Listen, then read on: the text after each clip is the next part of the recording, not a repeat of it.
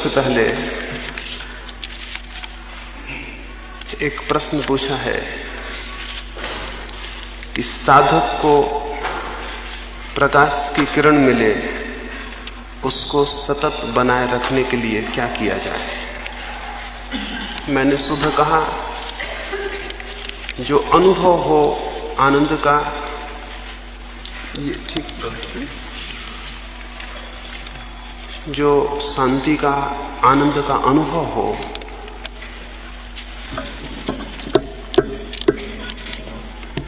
उसे हम सतत 24 घंटे अपने भीतर बनाए रखें। कैसे बनाए रखेंगे? दो रास्ते हैं। एक रास्ता तो है कि हम उस चित्त स्थिति को जो ध्यान में अनुभव हुई, उसका जब भी हमें अवसर मिले पुनः स्मरण करें। जैसे ध्यान के समय शांत श्वास ली है, जब भी दिन में समय मिले, जब आप कोई विशेष काम में नहीं लगे हैं, उस समय श्वास को धीमा कर लें और नाक के प्रति, नाक के पास जहां श्वास का कंपन हो, उसका थोड़ा सा स्मरण करें। उस स्मरण के साथ ही उस भाव को फिर से आरोपित कर लें कि आप आनंदित हैं, प्रफुल्लित हैं, शांत हैं, स्वस्थ हैं। उस भाव को पुनः स्मरण कर लें। जब भी स्मरण आ जाए, सोते समय, उठते समय, रास्ते पर जाते समय, जहां भी स्मरण आ जाए, उस भाव को पुनः आवर्तित कर लें। उसका परिणाम होगा कि दिन में अनेक बार वो स्मृति, वो स्मरण आपके भीतर आघात करेगा और कुछ समय में आपको उसे अलग से याद करने की जरूरत न रह जाएगी। वो आपके साथ वैसे रहने लगेगा जैसे श्वासें आपके साथ हैं। एक तो इस भाव स्थिति को बार बार स्मरण करना। जब भी ख्याल मिल जाए, बिस्तर पर लेट गए हैं, स्मरण आया है, ध्यान की स्थिति को वापस दोहराने का भाव कर लें। रास्ते पर घूमने गए हैं, रात्रि को चांद के नीचे बैठे हैं, किसी दरख्त के पास बैठे हैं, कोई नहीं है, कमरे में अकेले बैठे हैं, पुनः स्मरण कर लें। बस में सफर कर रहे हैं या ट्रेन में सफर कर रहे हैं, अकेले बैठे हैं, आंख बंद कर लें, उस भाव स्थिति को पुनः स्मरण कर लें। दिन के व्यस्त कामकाज में भी, दफ्तर में भी 2 मिनट के लिए कभी उठ जाएं, खिड़की के पास खड़े हो जाएं, गहरी श्वास ले लें, उस भाव स्थिति को स्मरण कर लें। दिन में ऐसा अगर 10-25 बार, मिनट, आधा मिनट को भी उस स्थिति को स्मरण किया तो उसका सातत्य घना होगा और कुछ दिनों में आप पाएंगे उसे स्मरण नहीं करना होता है, वो स्मरण बनी रहेगी। तो ये एक रास्ता, ध्यान में जो अनुभव हो उसे इस भांति निरंतर विचार के माध्यम से स्वयं की स्मृति में प्रवेश दिलाने का है। दूसरा रास्ता,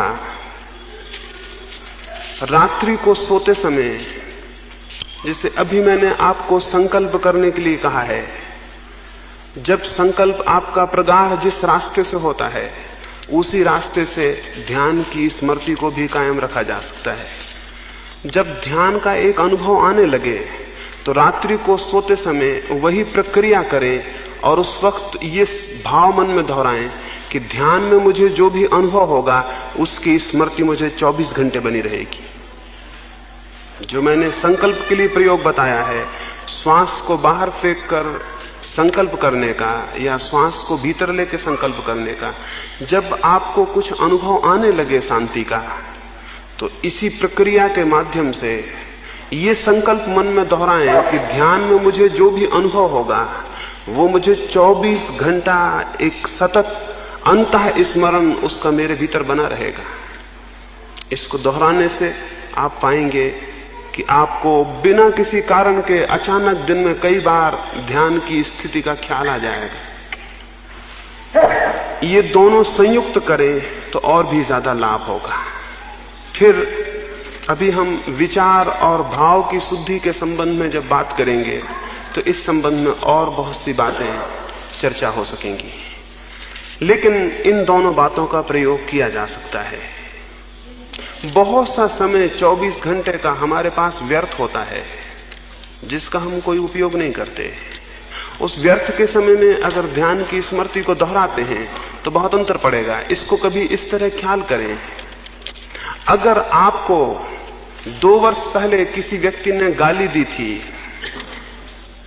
2 वर्ष पहले आपका किसी ने अपमान किया था, 2 वर्ष पहले कहीं आपके साथ कोई दुर्घटना घटी थी, अगर आप आज भी उसे स्मरण करने बैठेंगे तो उस पूरी घटना को स्मरण करते करते आप ये भी हैरान हो जाएंगे कि घटना को स्मरण करते करते आपके शरीर की और चित्त की अवस्था भी उसी छाप को ले लेगी जो 2 वर्ष पहले घटित हुआ होगा।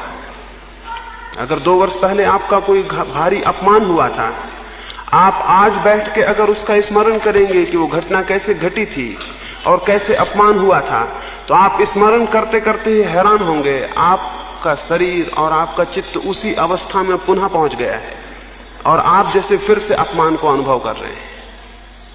हमारे चित्त में संग्रह है और वो विलीन नहीं होता। जो भी अनुभव होते हैं वे संग्रहित हो जाते हैं। अगर उनकी स्मृति को फिर से पुकारा जाए तो वे अनुभव जगाए जा सकते हैं और हम दोबारा उन्हीं अनुभूतियों में प्रवेश पा सकते हैं। मनुष्य के मन से कोई भी स्मृति नष्ट नहीं होती है।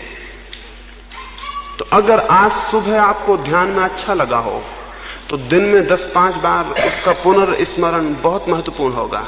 उस भांति वो स्मृति गहरी होगी और बार बार स्मरण आ जाने से वो चित्त की स्थायी स्वभाव का हिस्सा बनने लगेगी। इसे ये जो प्रश्न पूछा है, इस भांति अगर इस पर प्रयोग हुआ तो लाभ होगा और ये करना चाहिए। अक्सर मनुष्य की भूल ये है कि जो भी गलत है उसका तो वो स्मरण करता है और जो भी शुभ है उसका स्मरण नहीं करता। मनुष्य की बुनियादी भूलों में से एक ये है कि जो भी नकारात्मक है, निगेटिव है, उसका वो स्मरण करता है और जो भी विधायक है उसका स्मरण नहीं करता। आपको शायद ही वे क्षण याद आते हों जब आप प्रेम से भरे हुए थे, शायद ही वे क्षण याद आते हों जब आपने स्वास्थ्य की कोई बहुत अद्भुत अनुभूति की थी, शायद ही वे क्षण याद आते हों जब आप बहुत शांत हो गए थे। लेकिन आपको वे स्मरण रोज आते हैं जब आप क्रोधित हुए थे, जब आप अशांत हुए थे, जब किसी ने आपका अपमान किया था या आपने किसी से बदला लिया था। आप उन बातों को निरंतर स्मरण करते हैं जो घातक हैं और उनका स्मरण शायद ही होता हो जो कि आपके जीवन के लिए विधायक हो सकती हैं। विधायक अनुभूतियों का स्मरण बहुत बहुमूल्य है। उन अनुभूतियों को निरंतर स्मरण करने से 2 बातें होंगी। सबसे महत्वपूर्ण तो यह होगा कि अगर आप विधायक अनुभूतियों को स्मरण करते हैं तो उन अनुभूतियों के वापस पैदा होने की संभावना आपके भीतर बढ़ जाएगी। जो आदमी घृणा की बातों को बार बार याद करता हो, बहुत संभावना है आज भी घृणा की कोई घटना उससे घटेगी। जो आदमी उदासी की बातों को बार बार स्मरण करता हो, बहुत संभव है आज वो फिर उदास होगा, क्योंकि उसका एक तरह की झुकाव पैदा हो जाते हैं और वही बातें उसमें पुनरुक्त हो जाती हैं। ये जो भाव है स्थायी बन जाते हैं और जीवन में उन भावों का बार बार पैदा हो जाना आसान हो जाता है। इसको अपने भीतर विचार करें कि आप किस तरह के भावों को स्मरण करने के आदी हैं। हर आदमी स्मरण करता है। किस तरह के भावों को आप स्मरण करने के आदी हैं? और ये स्मरण रखें कि अतीत के जिन भावों को आप स्मरण करते हैं, भविष्य में आप उन्हीं भावों को, बीजों को बो रहे हैं और उनकी फसल को काटेंगे। अतीत का स्मरण भविष्य के लिए रास्ता बन जाता है। स्मरण पूर्वक जो व्यर्थ है, जिसका कोई उपयोग नहीं है, उसे याद ना करें, उसका कोई मूल्य नहीं है। अगर उसका स्मरण भी आ जाए तो रुकें और उस स्मरण को कहें कि बाहर हो जाओ, तुम्हारी कोई आवश्यकता नहीं है। कांटों को भूल जाएं और फूलों को स्मरण रखें। कांटे जरूर बहुत हैं लेकिन फूल भी हैं। जो फूलों को स्मरण रखेगा उसके जीवन में कांटे क्षीण होते जाएंगे और फूल बढ़ जाएंगे, और जो कांटों को स्मरण रखेगा उसके जीवन में हो सकता है फूल विलीन हो जाएं और केवल कांटे रह जाएं।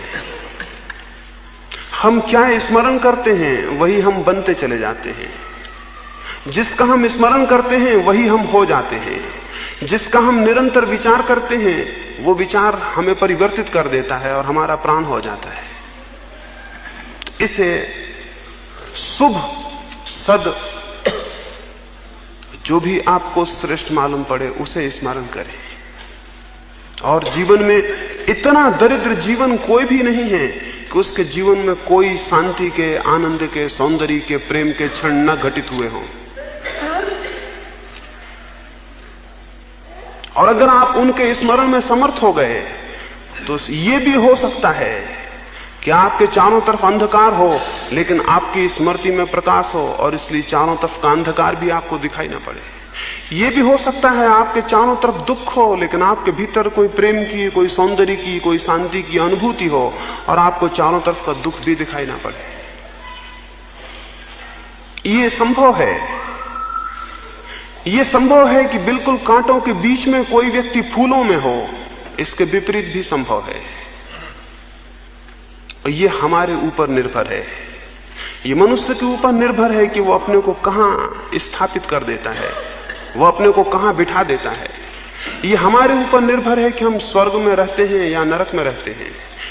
मैं आपको कहना चाहूंगा, स्वर्ग और नरक कोई भौगोलिक स्थान नहीं है, वे मानसिक, मनोवैज्ञानिक स्थितियां हैं। हम में से अधिकतर लोग दिन में कई बार नरक में चले जाते हैं और कई बार स्वर्ग में आ जाते हैं। और हम में से कई लोग दिन भर नरक में रहते हैं और हम में से कई लोग स्वर्ग में वापस लौटने का रास्ता ही भूल जाते हैं। लेकिन ऐसे लोग भी हैं जो 24 घंटे स्वर्ग में रहते हैं। इसी जमीन पर, इन्हीं स्थितियों में ऐसे लोग हैं जो स्वर्ग में रहते हैं। आप भी उनमें से एक बन सकते हैं। कोई बाधा नहीं है सिवाय कुछ वैज्ञानिक नियमों को समझने के। मैंने एक स्मरण मुझे आया। बुद्ध का एक शिष्य था पूर्ण, उसकी दीक्षा पूरी हुई, उसकी साधना पूरी हुई। पूर्ण ने कहा कि अब मैं जाऊं और आपके संदेश को उनसे कह दूं जिनको उसकी जरूरत है। बुद्ध ने कहा तुम्हें मैं जाने की आज्ञा तो दूं, लेकिन एक बात पूछ लूं, तुम कहां जाना चाहोगे? बिहार में एक छोटा सा हिस्सा था सूखा। पूर्ण ने कहा मैं सूखा की तरफ जाऊं। अब तक कोई भिक्षु वहां नहीं गया और वहां के लोग आपके अमृत संदेश से वंचित हैं। बुद्ध ने कहा वहां कोई नहीं गया, इसके पीछे कारण था, वहां के लोग बहुत बुरे हैं। हो सकता है तुम वहां जाओ, वे तुम्हारा अपमान करें, वे तुम्हें गालियां दें, तुम्हें परेशान करें, तो तुम्हारे मन में क्या होगा? पूर्ण ने कहा मैं उन्हें धन्यवाद दूंगा कि वे केवल गालियां देते हैं, अपमान करते हैं, लेकिन मारते नहीं हैं। उसने कहा मैं उन्हें धन्यवाद दूंगा कि वे गालियां देते हैं, अपमान करते हैं, लेकिन मारते नहीं हैं। मार भी सकते थे। बुद्ध ने कहा यह भी हो सकता है कि उनमें से कोई तुम्हें मारे, तो तुम्हारे मन को क्या होगा? उसने कहा मैं धन्यवाद दूंगा, वे मारते हैं लेकिन मार ही नहीं डालते हैं, वे मार भी डाल सकते थे। बुद्ध ने कहा मैं अंतिम एक बात और पूछता हूं, यह भी हो सकता है कोई तुम्हें मार ही डाले, तो तुम्हारे मन को क्या होगा? उसने कहा मैं धन्यवाद दूंगा कि उन्होंने मुझे उस जीवन से छुटकारा दिला दिया जिसमें कोई भूल हो सकती थी। उस पूर्ण ने कहा मैं धन्यवाद दूंगा कि उन्होंने मुझे उस जीवन से छुटकारा दिला दिया जिसमें कोई भूल हो सकती थी। मैं उनका अनुग्रह मानूंगा। बुद्ध ने कहा तब तुम कहीं भी जाओ, अब इस जमीन पर सब जगह तुम्हारे लिए परिवार है, क्योंकि जिसके हृदय की ये स्थिति है उसके लिए इस जमीन पर कोई कांटे नहीं है। कल मैं बात करता था रास्ते में, महावीर के लिए कहा जाता है, बड़ी झूठी बात लगेगी, महावीर के लिए कहा जाता है कि वो जब रास्तों पर चलते थे तो कांटे अगर सीधे पड़े हों तो वो उल्टे हो जाते थे। ये बात कितनी झूठ है। कोई कांटे को क्या मतलब कि कौन चलता है, किसी कांटे को क्या प्रयोजन कि महावीर चलते हैं या कौन चलता है, और कांटे कैसे सीधे पड़े हों तो उल्टे हो जाएंगे। और मैंने सुना है कि मोहम्मद के बाबत कहा जाता है कि जब वो अरब के गर्म रेगिस्तानों में चलते थे तो एक बदली उनके ऊपर छाया किए रहती थी। ये कितनी झूठी बात है। बदलियों को क्या प्रयोजन कि नीचे कौन चलता है, मोहम्मद चलते हैं या कौन चलता है, वो कैसे छायाएं करेंगी। लेकिन मैं आपसे कहूं ये बातें सच हैं। कोई कांटे उलट के उल्टे नहीं होते और कोई बदलियां नहीं चलती, लेकिन इनमें हमने कुछ सच्चाइयां जाहिर की हैं। हमने कुछ सच्चाइयां जाहिर की हैं, इन बातों में हमने कुछ प्रेम भरी बातें कही हैं। हमने ये कहना चाहा है कि जिस आदमी के हृदय में कोई कांटा नहीं रह गया इस जगत में उसके लिए कोई कांटा सीधा नहीं है। और हमने ये कहा है कि जिस आदमी के हृदय में उत्ताप नहीं रह गया इस जगत में उसके लिए हर जगह एक छायादार बदली है और उसे कहीं कोई धूप नहीं है। हमने ये कहना चाहा है और ये बड़ी सच बात है। हमारे चित्त की स्थिति हम जैसी बनाए रखेंगे ये दुनिया भी ठीक वैसी बन जाती है। न मालूम कौन सा चमत्कार है कि जो आदमी भला होना शुरू होता है ये सारी दुनिया उसे एक भली दुनिया में परिवर्तित हो जाती है, और जो आदमी प्रेम से भरता है सारी दुनिया का प्रेम उसकी तरफ प्रवाहित होने लगता है। और ये नियम इतना शाश्वत है कि जो आदमी घृणा से भरेगा प्रतिकार में घृणा उसे उपलब्ध होने लगेगी। हम जो अपने चारों तरफ फेंकते हैं वही हमें उपलब्ध हो जाता है, इसके सिवाय कोई रास्ता भी नहीं है। तो 24 घंटे उन क्षणों का स्मरण करें जो जीवन में अद्भुत थे, ईश्वरीय थे। वे छोटे छोटे क्षण उनका स्मरण करें और उन क्षणों पे अपने जीवन को खड़ा करें और उन बड़ी बड़ी घटनाओं को भी भूल जाएं जो दुख की हैं, पीड़ा की हैं, घृणा की हैं, हिंसा की हैं। उनका कोई मूल्य नहीं है। उन्हें विसर्जित कर दें, उन्हें झड़ा दें, जैसे सूखे पत्ते दरख्तों से गिर जाते हैं वैसे जो व्यर्थ है उसे छोड़ते चले जाएं और जो सार्थक है और जीवंत है उसे स्मरण पूर्वक पकड़ते चले जाएं। 24 घंटे इसका सातत्य रहे, एक धारा मन में बहती रहे, शुभ की, सौंदर्य की, प्रेम की, आनंद की, तो आप क्रमशः पाएंगे कि जिसका आप स्मरण कर रहे हैं वे घटनाएं बढ़नी शुरू हो गई, और जिसको आप निरंतर साध रहे हैं उसके चारों तरफ दर्शन होने शुरू हो जाएंगे। और तब यही दुनिया बहुत दूसरे ढंग की दिखाई पड़ती है, और तब यही लोग बहुत दूसरे लोग हो जाते हैं, और यही आंखें और यही फूल और यही पत्थर एक नए अर्थ को ले लेते हैं जो हमने कभी पहले जाना नहीं था, क्योंकि हम कुछ और बातों में उलझे हुए थे। तो मैंने जो कहा, ध्यान में जो अनुभव हो, थोड़ा सा भी प्रकाश, थोड़ी सी भी किरणें, थोड़ी सी भी शांति, उसे स्मरण रखें। जैसे एक छोटे से बच्चे को उसकी मां संभालती है, वैसे जो भी छोटी छोटी अनुभूतियां हों उन्हें संभालें। उन्हें अगर नहीं संभालेंगे वे मर जाएंगे। और जो जितनी मूल्यवान चीज होती है उसे उतना संभालना होता है। जानवरों के भी बच्चे होते हैं, उनको संभालना नहीं होता। और जितने कम विकसित जानवर हैं उनके बच्चों को उतने नहीं संभालना होता, वो अपने आप समझ जाते हैं। जैसे जैसे विकास की सीढ़ी आगे बढ़ती है वैसे वैसे आप पाते हैं अगर मनुष्य के बच्चे को न संभाला जाए वो जी नहीं सकता। मनुष्य के बच्चे को न संभाला जाए वो जी नहीं सकता, उसके प्राण समाप्त हो जाएंगे। जो जितनी श्रेष्ठ स्थिति है जीवन की उसे उतने ही संभालने की जरूरत पड़ती है। तो जीवन में भी जो अनुभूतियां मूल्यवान हैं उनको उतना ही संभालना होता, उतने ही प्रेम से उनको संभालना होता है। तो छोटी सी भी अनुभव हो उन्हें संभालें। वैसे ही जिससे आपने पूछा कैसे संभालें, अगर मैं आपको कुछ हीरे दे दूं तो आप उन्हें कैसे संभालेंगे? अगर आपको कोई बहुमूल्य खजाना मिल जाए उसे आप कैसे संभालेंगे? उसे आप कैसे संभालेंगे? उसे आप कहां रखेंगे? उसे आप छिपा के रखना चाहेंगे, उसे अपने हृदय के करीब रखना चाहेंगे, एक भिखमंगा मरता था एक अस्पताल में, और जब पादरी उसके पास गया और डॉक्टर ने कह दिया कि वो मरने को है, और पादरी उसके पास गया अंतिम भगवान की प्रार्थना करवाने के लिए, उससे कहा तुम हाथ जोड़ो। उसने एक ही हाथ उठाया, एक हाथ पे मुट्ठी बंद थी। पादरी ने कहा दोनों हाथ जोड़ो। उसने कहा क्षमा करें, दूसरा मैं नहीं खोल सकता हूं। वो आदमी मरने को है और दूसरा हाथ नहीं खोल रहा है। वो मर गया 2 क्षण बाद, हाथ खोला गया, कुछ गंदे सिक्के हुए इकट्ठे किए हुए था जिस पर उसने मुट्ठी बांधी हुई थी। कुछ गंदे सिक्के, उसे पता है मर रहा है लेकिन मुट्ठी बंधी हुई है। साधारण सिक्कों को हम संभालना जानते हैं, सब जानते हैं, और जो श्रेष्ठतम सिक्के हैं उन्हें संभालने का हमें कुछ पता नहीं।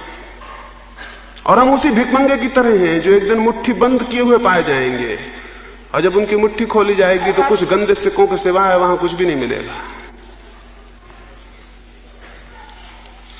उन अनुभूतियों को संभालें, वे ही असली सिक्के हैं जिनने आपके जीवन को स्फुरना दी हो, प्रेरणा दी हो, आपके भीतर कुछ परिवर्तित किया हो, कुछ कंपित हुआ हो, कुछ श्रेष्ठ की तरफ आपके भीतर लपट पैदा हुई हो, और उन्हें इस भांति संभालें। ये 2 रास्ते मैंने कहे, क्रमशः प्रयोग करने से बात समझ में आ सकेगी।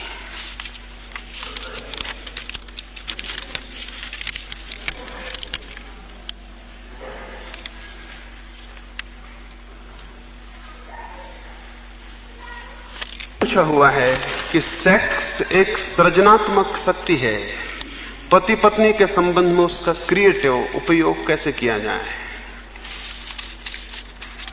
ये बड़ी बहुमूल्य बात पूछी है।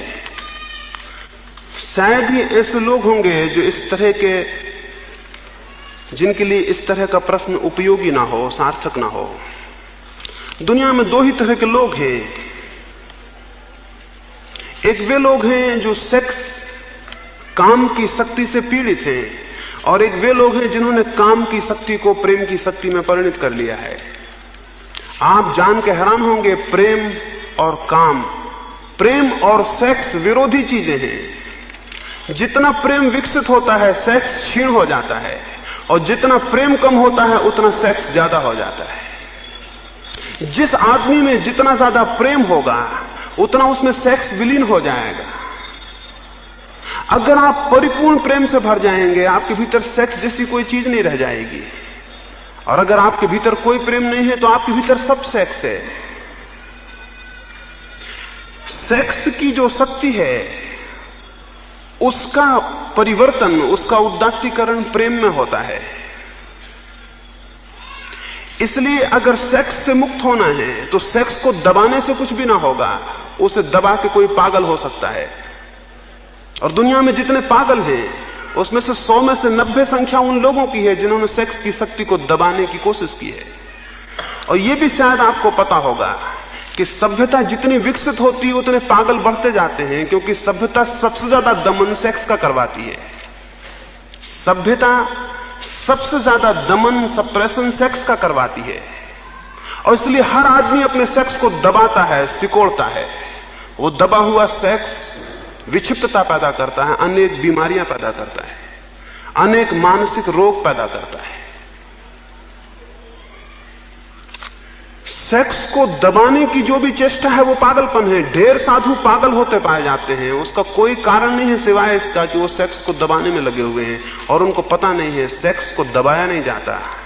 प्रेम के द्वार खोलें तो जो शक्ति सेक्स के मार्ग से बहती थी वो प्रेम के प्रकाश में परिणित हो जाएगी।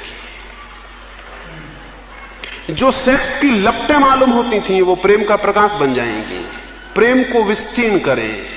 प्रेम सेक्स का क्रिएटिव उपयोग है, उसका सृजनात्मक उपयोग है। जीवन को प्रेम से भरें। आप कहेंगे हम सब प्रेम करते हैं, मैं आपसे कहूं आप शायद ही प्रेम करते हो, आप प्रेम चाहते होंगे। और इस दोनों में जमीन आसमान का फर्क है। प्रेम करना और प्रेम चाहना ये बड़ी अलग बातें हैं। हम में से अधिक लोग बच्चे ही रहकर मर जाते हैं, क्योंकि हर एक आदमी प्रेम चाहता है। प्रेम करना बड़ी अद्भुत बात है, प्रेम चाहना बिल्कुल बच्चों जैसी बात है। छोटे छोटे बच्चे प्रेम चाहते हैं, मां उनको प्रेम देती है, फिर वे बड़े होते हैं, वे और लोगों से भी प्रेम चाहते हैं, परिवार उनको प्रेम देता है। फिर वे और बड़े होते हैं, अगर वे पति हुए तो अपनी पत्नियों से प्रेम चाहते हैं, अगर वे पत्नियां हुई तो वे अपने पतियों से प्रेम चाहती हैं। और जो भी प्रेम चाहता है वो दुख झेलता है, क्योंकि प्रेम चाहा नहीं जा सकता, प्रेम केवल किया जाता है। चाहने में पक्का नहीं है मिलेगा या नहीं मिलेगा, और जिससे तुम चाह रहे हो वो भी तुमसे चाहेगा तो बड़ी मुश्किल हो जाएगी। दोनों भिखारी मिल जाएंगे और भीख मांगेंगे। दुनिया में जितना पति पत्नियों का संघर्ष है उसका केवल एक ही कारण है कि वे दोनों एक दूसरे से प्रेम चाह रहे हैं और देने में कोई भी समर्थ नहीं है। इसे थोड़ा विचार करके देखना आप अपने मन के भीतर। आपकी आकांक्षा प्रेम चाहने की है, हमेशा चाहते हैं कोई प्रेम करे, और जब कोई प्रेम करता है तो अच्छा लगता है।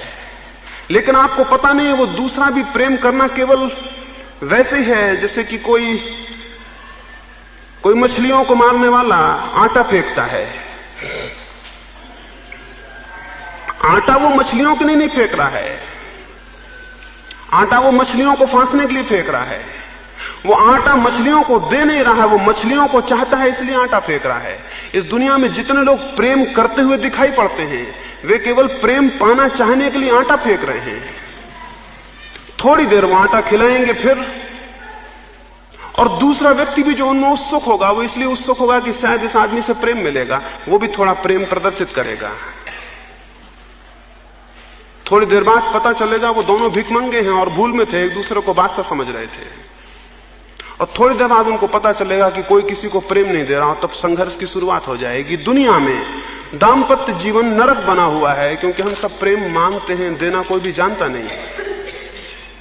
सारे झगड़े के पीछे बुनियादी कारण उतना ही है। और कितने ही परिवर्तन हो, किसी तरह के विवाह हो, किसी तरह की समाज व्यवस्था बने, जब तक जो मैं कह रहा हूं अगर नहीं होगा तो दुनिया में स्त्री और पुरुषों के संबंध अच्छे नहीं हो सकते। उनके अच्छे होने का एक ही रास्ता है कि हम ये समझें कि प्रेम दिया जाता है, प्रेम मांगा नहीं जाता, सिर्फ दिया जाता है। जो मिलता है वो प्रसाद है, वो उसका मूल्य नहीं है। प्रेम दिया जाता है, जो मिलता है उसका प्रसाद है, वो उसका मूल्य नहीं है। नहीं मिलेगा तो भी देने वाले का आनंद होगा कि उसने दिया। अगर पति पत्नी एक दूसरे को प्रेम देना शुरू कर दें और मांगना बंद कर दें तो जीवन स्वर्ग बन सकता है। और जितना वो प्रेम देंगे और मांगना बंद कर देंगे उतनी ही अद्भुत जगत की व्यवस्था है, उन्हें प्रेम मिलेगा। और उतना ही वे अद्भुत अनुभव करेंगे, जितना वे प्रेम देंगे उतना ही सेक्स उनका विलीन होता चला जाएगा। गांधी जी वहां पीछे लंका में थे, वो कस्तूरबा के साथ लंका गए। वहां जो व्यक्ति था जिसने उनका परिचय दिया पहली सभा में, उसने समझा कि बा आई हैं साथ, शायद ये गांधी जी की मां होंगी। बा से उसने समझा कि गांधी जी की मां भी साथ आई हुई है। उसने परिचय में गांधी जी के कहा कि ये बड़े सौभाग्य की बात है कि गांधी जी भी आए हैं और उनकी मां भी आई हुई है। बा तो बहुत हैरान हो गई। गांधी जी के सेक्रेटरी जो साथ थे वो भी बहुत घबरा गए कि भूल तो उनकी है, उनको बताना चाहिए था कि कौन साथ है। वो बड़े घबरा गए कि शायद बापू डांटेंगे, शायद कहेंगे कि क्या भद्दी बात करवाई। लेकिन गांधी जी ने जो बात कही वो बड़ी अद्भुत थी। उन्होंने कहा कि मेरे इन भाई ने मेरा जो परिचय दिया उसमें भूल से एक सच्ची बात कह दी है। कुछ वर्षों से बा मेरी पत्नी नहीं है, मेरी मां हो गई है। उन्होंने कहा कुछ वर्षों से बा मेरी पत्नी नहीं है, मेरी मां हो गई है। सच्चा सन्यासी वो है जिसकी एक दिन पत्नी मां हो जाए, पत्नी को छोड़ के भाग जाने वाला नहीं। सच्चा सन्यासी वो है जिसकी एक दिन पत्नी मां बन जाए। सच्ची सन्यासिनी वो है जो एक दिन अपने पति को अपने पुत्र की तरह अनुभव कर पाए। एक पुराने ऋषि सूत्रों में एक अद्भुत बात कही गई है। पुराना ऋषि कभी आशीर्वाद देता था कि तुम्हारे 10 पुत्र हों और ईश्वर करे 11वां पुत्र तुम्हारा पति हो जाए। बड़ी अद्भुत बात थी। ये आशीर्वाद देते थे वधू को विवाह करते वक्त कि तुम्हारे 10 पुत्र हों और ईश्वर करे तुम्हारा 11वां पुत्र तुम्हारा पति हो जाए। यह अद्भुत कौम थी और अद्भुत विचार थे। इसके पीछे बड़ा रहस्य था। अगर पति और पत्नी में प्रेम बढ़ेगा तो वे पति पत्नी नहीं रह जाएंगे, उनके संबंध कुछ और हो जाएंगे और उनसे सेक्स विलीन हो जाएगा और वे संबंध प्रेम के होंगे। जब तक सेक्स है तब तक शोषण है। सेक्स शोषण है और जिसको हम प्रेम करते हैं उसका शोषण कैसे कर सकते हैं?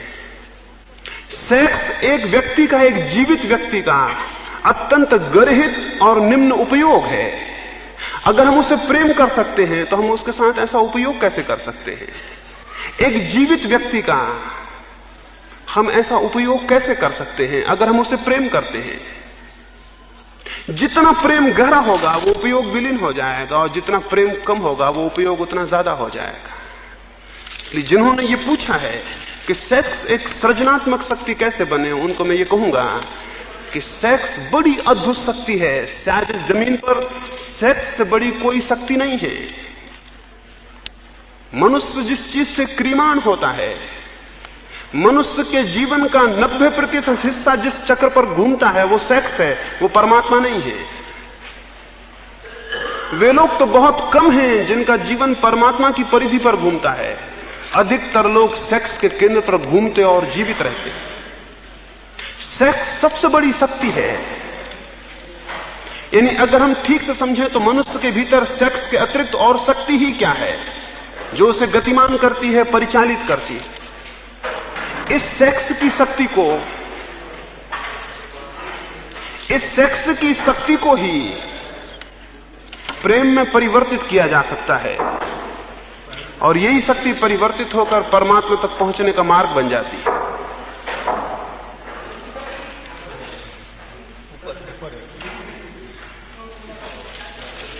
ये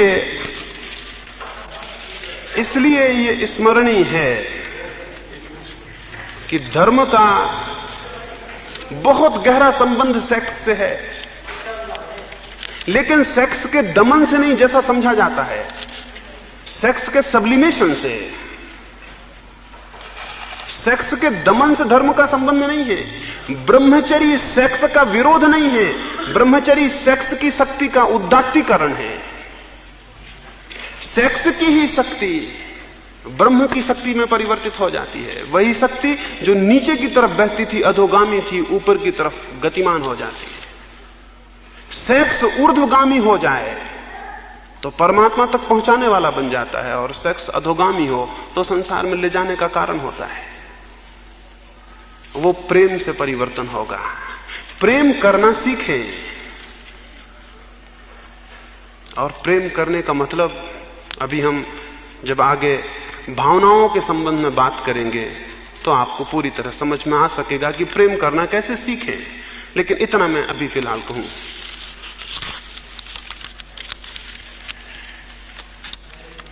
पूछा है कि संत या साधु मिलजुल कर एक टीम के रूप में काम क्यों नहीं करते? बहुत अच्छा पूछा है।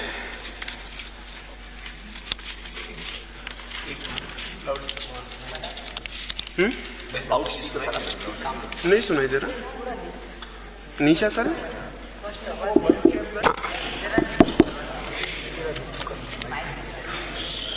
कि संत लोग, वे लोग जिन्हें सत्य उपलब्ध हुआ है, एक साथ मिलजुल कर काम क्यों नहीं करते? मैं आपको कहूं कि संतों ने आज तक मिलजुल कर ही काम किया है। और मैं आपको यह भी कहूं कि न केवल जीवित संतों ने मिलजुल कर काम किया है, लेकिन 2500 वर्ष पहले जो संत मर गए हैं वो भी उनके साथ आज काम कर रहे हैं जो जिंदा हैं। यानी न केवल समसामयिक रूप से कंटेम्पररी संत साथ काम करते हैं, बल्कि ऐतिहासिक रूप से, ट्रेडिशनल रूप से संतों का काम एक साथ है। मैं जो कह रहा हूं अगर वो सच है तो उसके पीछे बुद्ध और महावीर और कृष्ण और क्राइस्ट के हाथ हैं। अगर जो मैं कह रहा हूं वो सच है तो उनकी आवाज उसमें मिली जुली है। और अगर मेरी आवाज में कोई ताकत मालूम होती है तो वो मेरी अकेले की नहीं हो सकती, वो उन सारे लोगों की है जिन्होंने कभी भी उन शब्दों को कहा होगा। लेकिन जो संत नहीं है वे जरूर कभी साथ मिलकर काम नहीं कर सकते। और ऐसे बहुत से संत हैं जो संत नहीं हैं लेकिन संत मालूम होते हैं। उस हालत में दुर्जन लोग मिलकर काम कर सकते हैं, लेकिन वैसे तथाकथित साधु मिलकर काम नहीं कर सकते। क्यों नहीं कर सकते हैं? उनका संतत्व अहंकार के विसर्जन से पैदा नहीं हुआ है। उनका संतत्व भी अहंकार की तृप्ति का एक माध्यम है, और जहां अहंकार है वहां मिलन नहीं होता, और जहां अहंकार है वहां कोई मिलन हो ही नहीं सकता, क्योंकि अहंकार हमेशा ऊपर होना चाहता है। मैं एक जगह था, वहां बहुत से साधु आमंत्रित थे। एक बहुत बड़ा जलसा था, बहुत बड़े बड़े साधु आमंत्रित थे। नाम उनके नहीं लूंगा क्योंकि किसी को दुख हो। मुल्क के बहुत बड़े बड़े लोग वहां थे। जिन्होंने आयोजन किया था उनकी बड़ी आकांक्षा थी कि सारे लोग एक ही मंच पर बैठकर बोलें, लेकिन वे संत राजी नहीं हुए, क्योंकि उन्होंने कहा कि कौन नीचे बैठेगा, कौन ऊपर बैठेगा। क्योंकि उन्होंने कहा कि हम ऊपर बैठेंगे, नीचे नहीं बैठ सकते। उन्होंने कहा या कहलवाया, और कहने वाला तो फिर भी सरल होता है, कहलाने वाला और भी जटिल और कपटी होता है।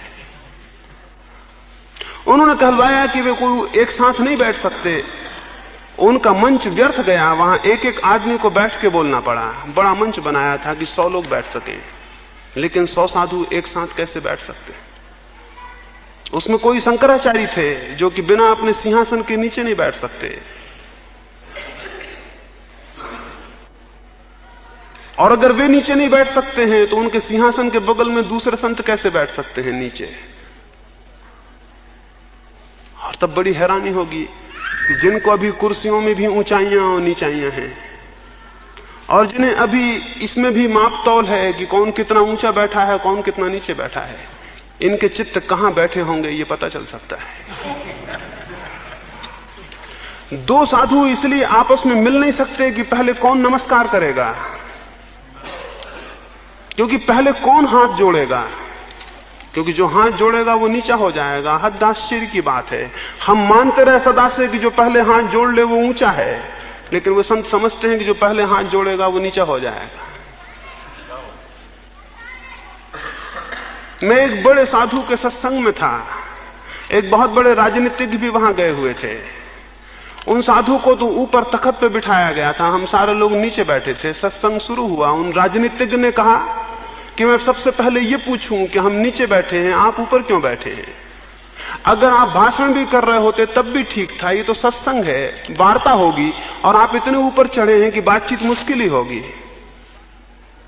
आप कृपा करके नीचे आ जाएं। लेकिन वे साधु नीचे नहीं आ सके, और उस राजनीतिज्ञ ने पूछा अगर नीचे ना आ सकते हो, कोई ऐसा कारण हो तो हमें समझाएं कि ऊपर बैठने का कारण क्या है। वे खुद तो नहीं बोल सके, बहुत घबरा गए। उनके एक साधु ने उत्तर दिया कि ये परंपरागत है कि वे ऊपर बैठे। उस राजनीतिज्ञ ने कहा कि ये आपके गुरु होंगे लेकिन हमारे गुरु नहीं हैं। उस राजनीतिज्ञ ने यह भी कहा हमने हाथ जोड़ के नमस्कार किया, आपने हाथ नहीं जोड़े, आपने हमको आशीर्वाद दिया। अगर समझ लीजिए कोई दूसरा साधु मिलने आया होता और आप आशीर्वाद देते तो झगड़ा हो जाता। आपको भी हाथ जोड़ने चाहिए। उत्तर मिला कि वे हाथ नहीं जोड़ सकते हैं क्योंकि ये परंपरागत नहीं है। वो बात इतनी खराब हो गई कि वो गोष्ठी आगे चल ही नहीं सकती थी। मैंने उन साधु को कहा कि मुझे आज्ञा दें कि मैं इन राजनीतिक को थोड़ी सी बातें कहूं। उन्होंने मुझे आज्ञा दी। वो चाहे कि चलो ये निपटारा हुआ, बात आगे बढ़े, यहां से खत्म हो। मैंने उन राजनीतिकों को कहा आपको सबसे पहले आके ये क्यों दिखाई पड़ा कि वो ऊपर बैठे हुए हैं? सबसे पहले आपको ये कैसे दिखाई पड़ा कि वो ऊपर बैठे हुए हैं? और मैंने कहा क्या मैं कृपा करके ये पूछूं आपको ये दिखाई पड़ा कि वो ऊपर बैठे हैं, या आपको ये दिखाई पड़ा कि मैं नीचे बिठाया गया हूं? क्योंकि ये भी हो सकता था आप भी ऊपर बिठाए गए होते, तो मैं नहीं समझता कि आपने ये प्रश्न पूछा होता। हम सारे लोग नीचे होते और आप भी उनके साथ ऊपर होते, तो मैं नहीं समझता कि ये प्रश्न आपने पूछा होता। इसलिए दिक्कत उनके ऊपर बैठने से नहीं है, दिक्कत आपके नीचे बैठने से है।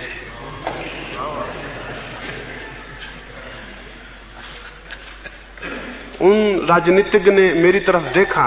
उन दोनों बड़ी हुकूमत में थे और हिंदुस्तान के अग्रणी लोगों में से थे। उन्होंने मेरी तरफ बड़े गौर से देखा और उन्होंने बड़ी सरलता जाहिर की। उन्होंने कहा कि मैं स्वीकार करता हूं मुझे ये कभी किसी ने कहा नहीं, मुझ में बहुत अहंकार है।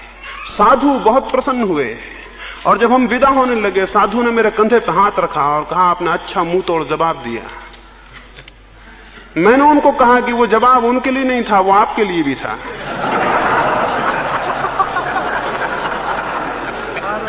और मैंने उनको कहा कि मुझे दुख है, वो आदमी ज्यादा सरल साबित हुआ और आप उतने सरल भी साबित नहीं हुए। उसने स्वीकार किया कि मेरा अहंकार है, लेकिन आपने ये भी स्वीकार नहीं किया, उल्टे आपने अपने अहंकार का पोषण कर लिया मेरे उत्तर से।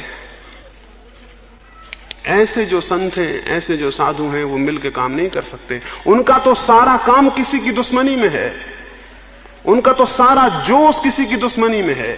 अगर कोई दुश्मन ना हो तो वो कुछ कर ही नहीं सकते। उनका तो सारी क्रिया किसी की घृणा और विरोध से निकल रही है। इतने जितने संप्रदाय हैं, इतने जितने धर्म हैं, इनके नामों से जो साधु खड़े हैं, उनको कोई नासमझ ही साधु कह सकता है, क्योंकि साधु का पहला लक्षण तो यह होगा कि वो किसी धर्म का नहीं रह जाएगा।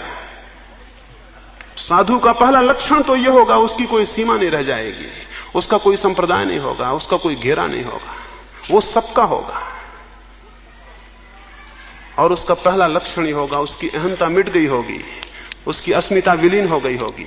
लेकिन ये सब तो अहंकार को बढ़ाने और पोषण करने के उपाय हैं। स्मरण रखिए, बहुत धन से भी अहंकार तृप्त होता है, बहुत त्याग मैंने किया इससे भी तृप्त होता है, बहुत ज्ञान मेरे पास है इससे भी तृप्त होता है, मैंने सब लात मार दिया दुनिया पर इससे भी तृप्त होता है।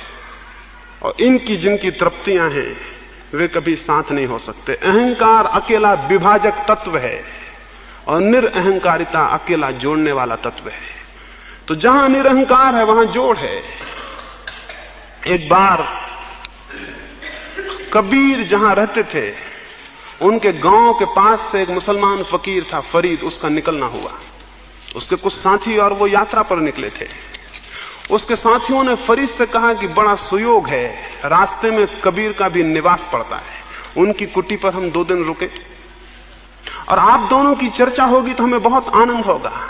आप दोनों मिलेंगे और बातें करेंगे तो हम सुन के बहुत लाभान्वित होंगे। फरीद ने कहा, जरूर रुकेंगे, मिलेंगे भी, लेकिन चर्चा से आए भी हो। उन्होंने कहा, क्यों? फरीद ने कहा, चलें, रुकें, मिलेंगे भी, रुकेंगे भी, चर्चा से आए थी हो। कबीर के शिष्यों को पता चला तो उन्होंने कहा कि यहां से फरीद निकलने को है, हम उसे रोक लें, बहुत आनंद होगा, 2 दिन आपकी बातें होंगी। कबीर ने कहा, मिलेंगे जरूर, जरूर रोको, बहुत आनंद होगा। फरीद रोका गया। फरीद और कबीर गले मिले, वे दोनों खुशी में रोए, लेकिन 2 दिन उनमें कोई बात नहीं हुई। वे दोनों विदा हो गए, शिष्य बहुत निराश हुए। जब वे दोनों विदा हो गए, दोनों के शिष्यों ने पूछा, आप कुछ बोले नहीं? उन्होंने कहा, हम क्या बोलते हैं, जो वे जानते हैं वही हम जानते हैं। फरीद ने कहा, जो मैं जानता हूं वही कबीर जानते हैं, हम बोलते क्या? और हम 2 भी कहां हैं जो हम बोलते हैं? कोई तल है जहां हम एक हैं, वहां बोलने तक का विरोध नहीं है संतों में, बोलने तक का डायलॉग भी संभव नहीं है, वो भी एक विरोध है। उस तल पर संतों का सनातन काम एक ही हो रहा है, उसमें कोई प्रश्न ही नहीं है उसमें विरोध का। वे किसी हिस्से में पैदा हुए हों, किसी कौम में और किसी ढंग से रहे हों, उनमें कोई विरोध नहीं है। लेकिन जो संत नहीं है, स्वाभाविक है उनमें विरोध हो। इसलिए स्मरण रखें, संतों में कोई विरोध नहीं है, और जिनमें विरोध हो इसे कसौटी समझें कि वो संत नहीं होंगे।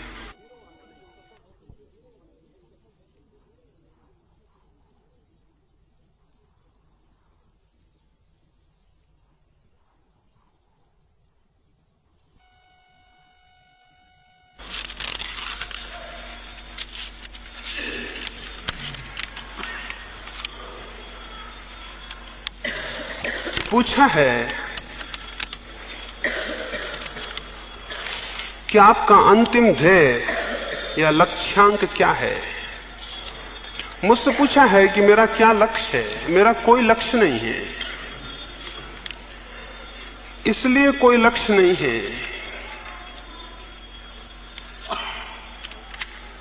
इसे थोड़ा समझना जरूरी है।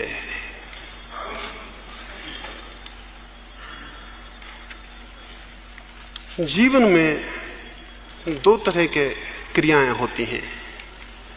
एक क्रिया होती है जो वासना से उद्भूत होती है, एक क्रिया होती है जो वासना से उद्भूत होती है, उसमें लक्ष्य होता है। और एक क्रिया होती है जो प्रेम से या करुणा से उद्भूत होती है, उसमें कोई लक्ष्य नहीं होता।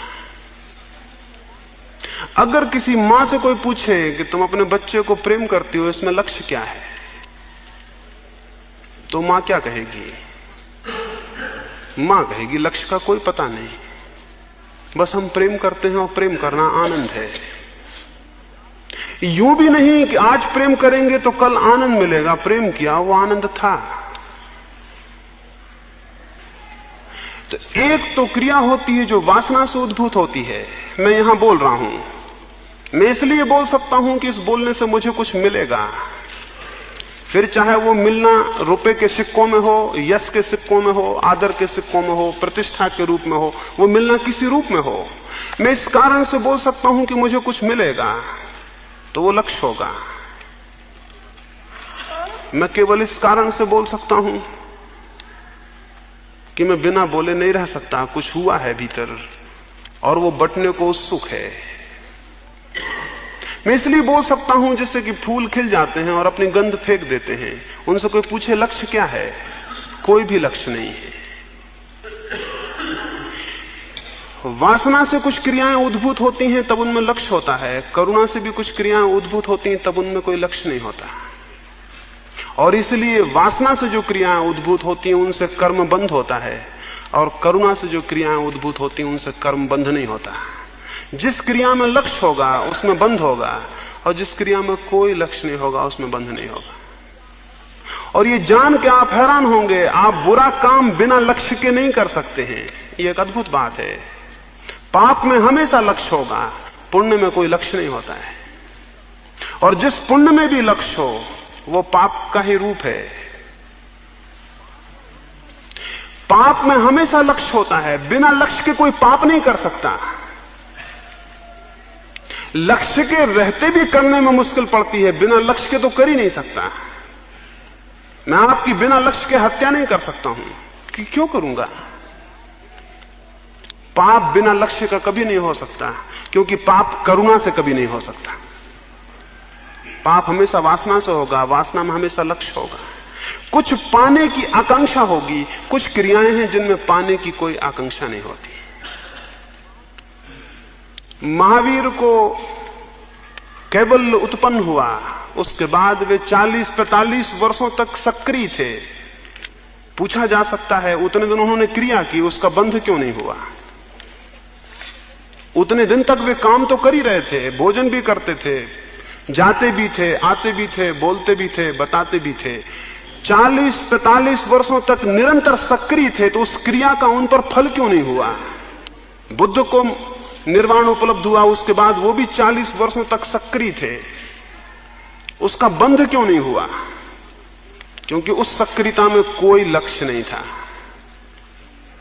लक्ष्य शून्य क्रियाएं थी, वे मात्र करुणा थी। मैं कई दफा सोचता हूं कि मैं आपसे क्यों बोल रहा हूं, इसमें क्या प्रयोजन हो सकता है। मुझे कोई प्रयोजन खोजे नहीं मिलता, सिवाय इसके कि मुझे कुछ दिखाई पड़ रहा है, और ये एक मजबूरी है कि उसे बिना कहे नहीं रहा जा सकता। क्योंकि उसे बिना कहे केवल वही रह सकता है जिसमें हिंसा शेष रह गई हो, वो हिंसा होगी। मैंने सुबह आपको एक कहानी कही। अगर आपके हाथ में एक सांप को लिए हुए मैं देखूं और आपसे बिना कुछ कहे अपने रास्ते चला जाऊं कि मेरा लक्ष्य क्या है, तो यह तभी संभव है जब मेरे भीतर अति हिंसा हो, अति क्रूरता हो। अन्यथा मैं कहूंगा कि ये सांप है, इसे छोड़ दें। और कोई अगर मुझसे पूछे कि आप क्यों कह रहे हैं कि ये सांप है, इसे छोड़ दें, आपका क्या लक्ष्य है, तो मैं कहूंगा कोई भी लक्ष्य नहीं है सिवाय इसके कि मेरी अंतरात्मा को संभव नहीं है कि इस स्थिति में बिना कहे रह जाए। यानी उत्प्रेरणा बाहर नहीं है कि कोई लक्ष्य हो, प्रेरणा आंतरिक है जिसका कोई लक्ष्य नहीं होता है। हैरान होंगे आप, जब भी लक्ष्य होता है तो प्रेरणा कहीं बाहर होती है, और जब कोई लक्ष्य नहीं होता तो प्रेरणा कहीं भीतर होती है। यानी कुछ चीजें होती हैं जो हमें खींचती हैं, तब लक्ष्य होता है, और कुछ चीजें होती हैं जो हमें भीतर से धकाती हैं, तब कोई लक्ष्य नहीं होता।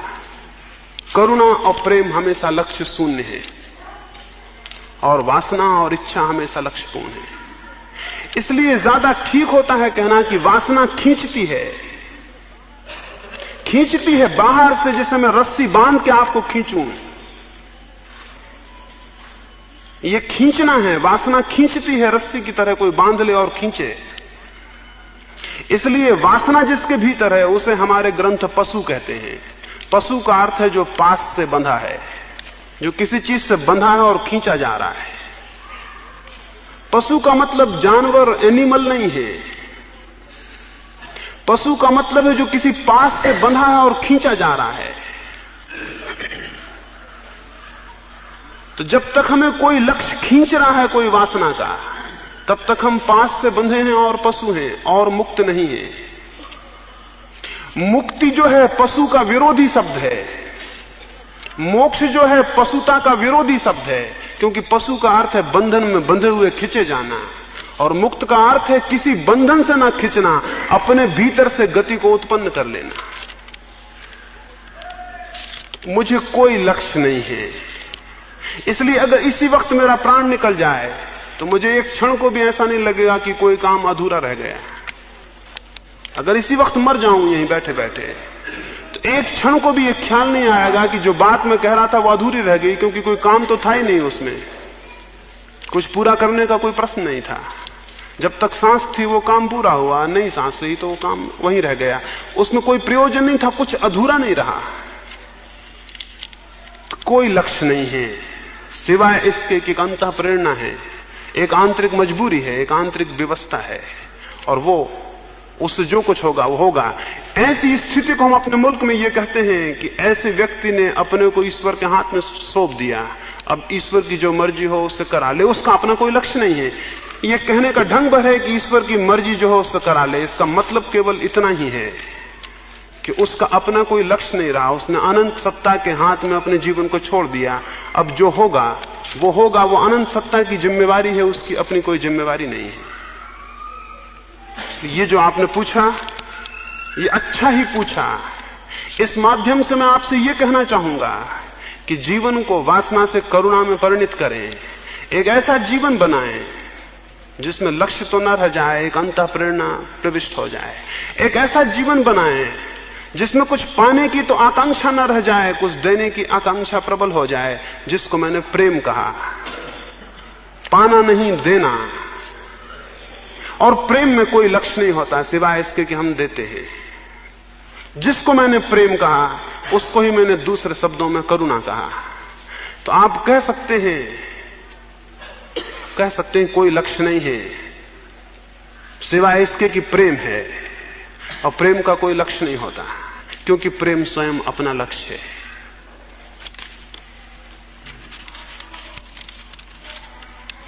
कुछ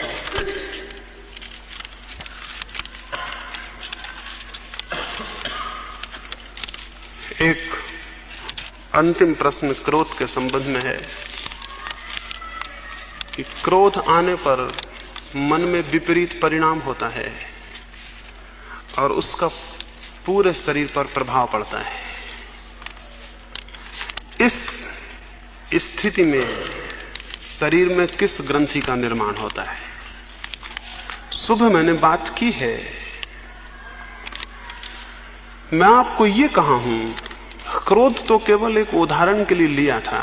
सारे भावावेग शक्तियां हैं,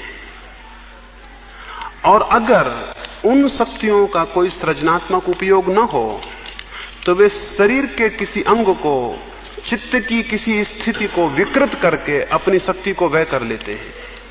शक्ति का व्यय होना जरूरी है।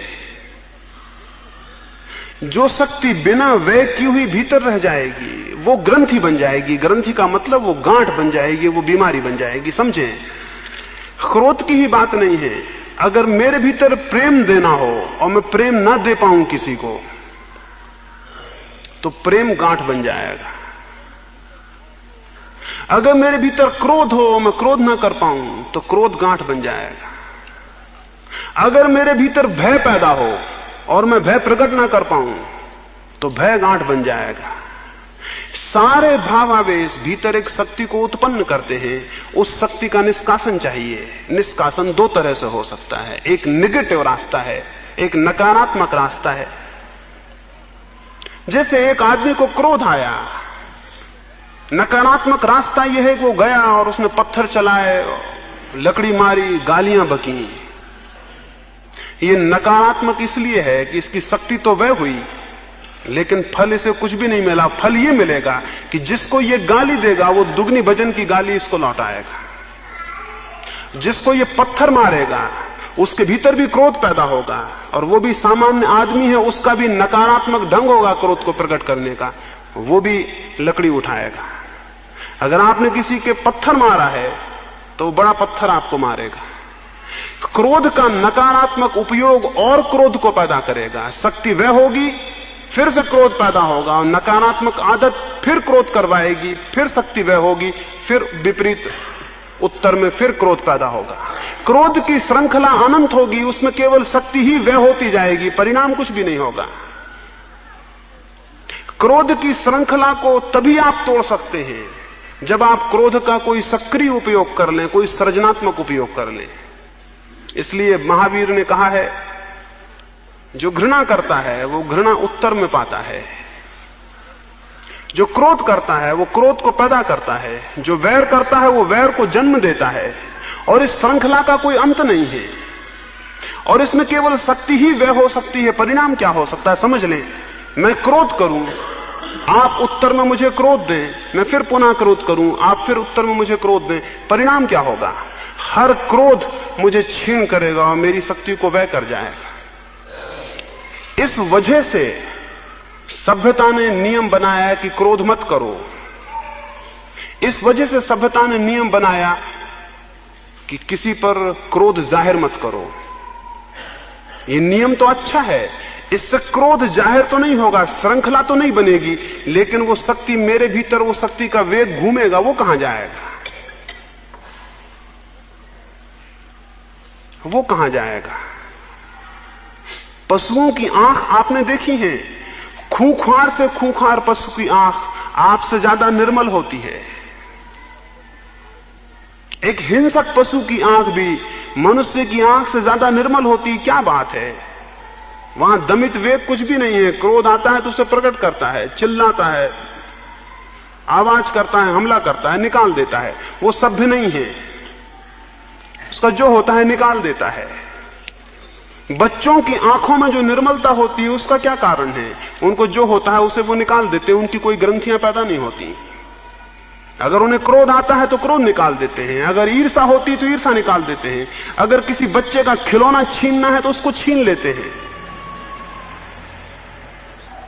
दमन नहीं है बच्चे के जीवन में, इसलिए सरलता मालूम होती है, और आपके जीवन में दमन है इसलिए जटिलता शुरू हो जाती है। ग्रंथ का अर्थ है कॉम्प्लेक्सिटी।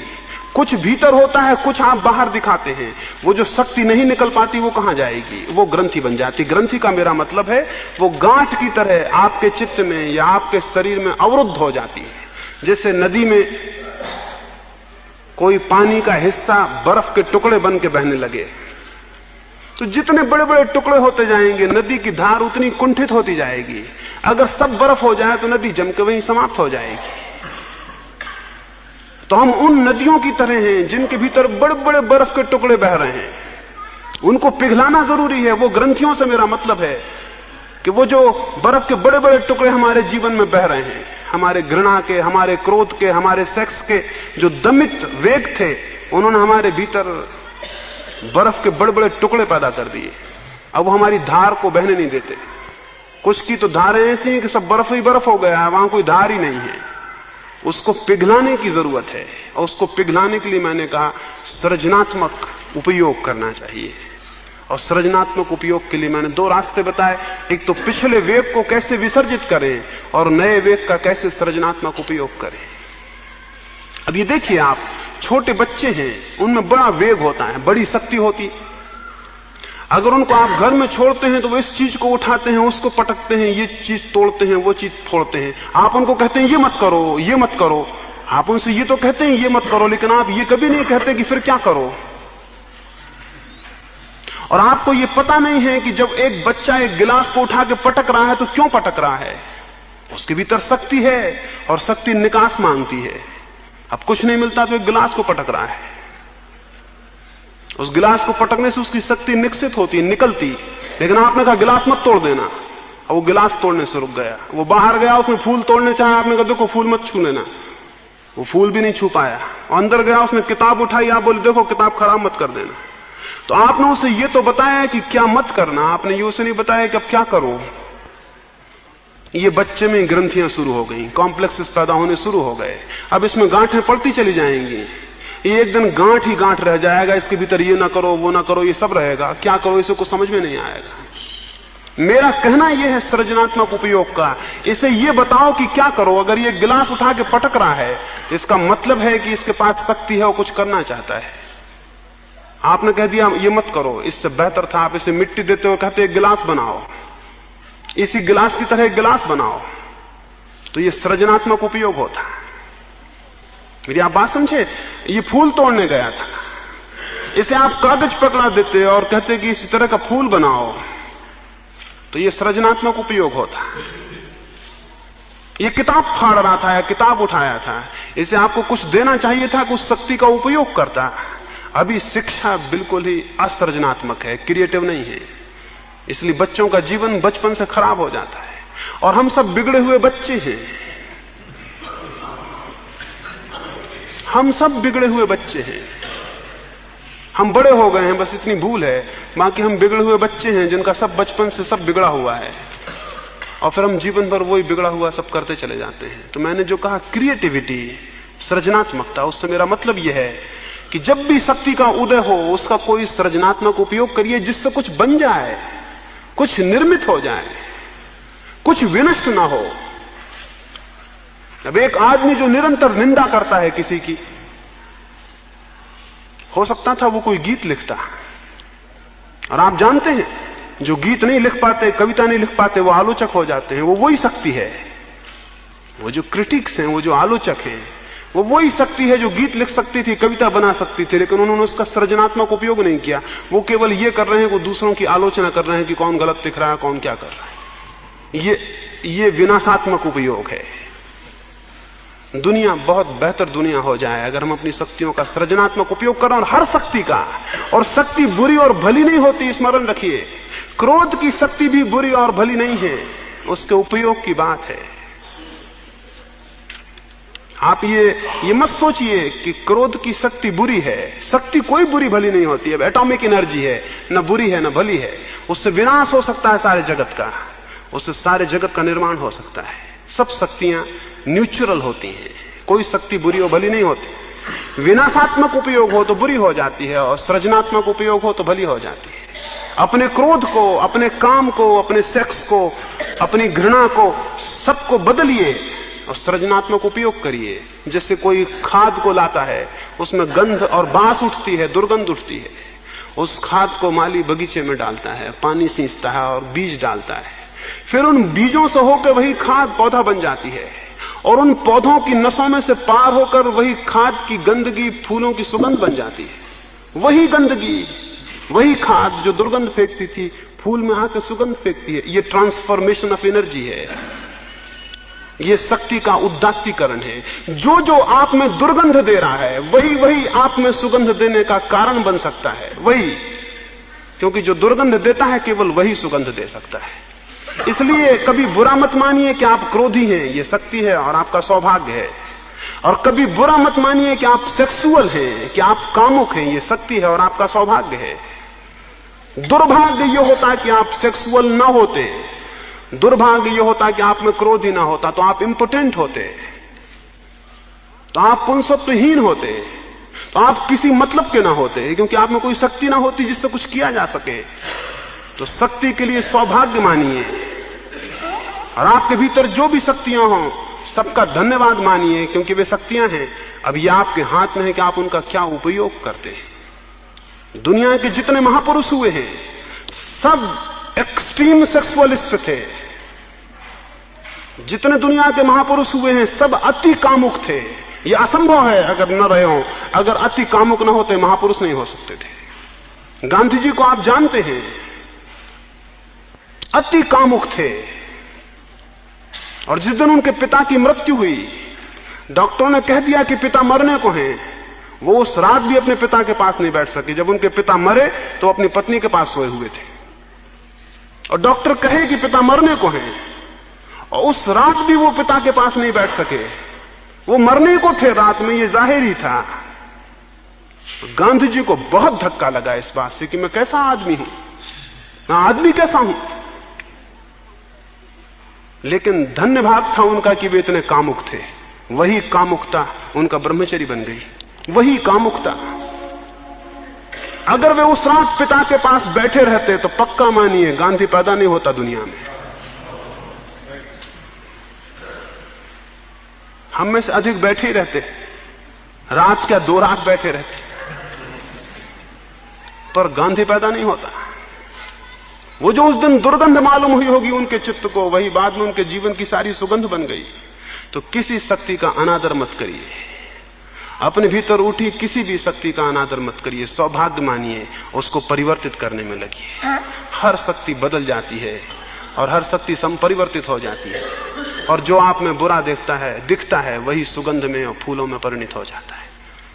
ये थोड़े से प्रश्नों की मैं चर्चा किया, कुछ 2-4 छूट गए हैं, उनको कल विचार कर लेंगे।